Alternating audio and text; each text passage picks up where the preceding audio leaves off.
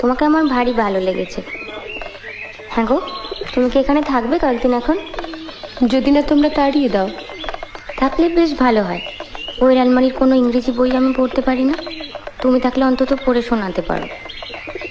আচ্ছা, এই যে বললে বিহারীবাবুর সঙ্গে তোমার বিয়ের কথা হয়েছিল, হ্যাঁ, সেটা হয়নি বলে তোমার কোনো আফসোস হয়নি?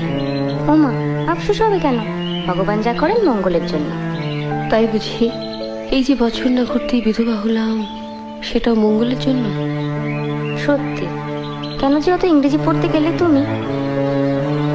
আবার ভাবো, তাহলে তো তুমি বরের কাছেই অন্য জায়গায় থাকতে, এখানে আসতেও না, আমাদের দেখাও হতো না। বা আমি এখানে থাকতাম, তুমি অন্য জায়গায় থাকতে। বা তা কেমন করে হবে? তোমার শাশুড়ি তোমার বরের সঙ্গে প্রথমে আমার সম্বন্ধ করেছিলেন, জানো? তাই বুঝি? তা হলো না কেন? ওই যে বললি, ঈশ্বর যা করেন মঙ্গলের জন্য। ভেবেছিলাম বলবো চলো আমরা সই পাতাই, এখন দেখছি সতীর পাতাতে হবে।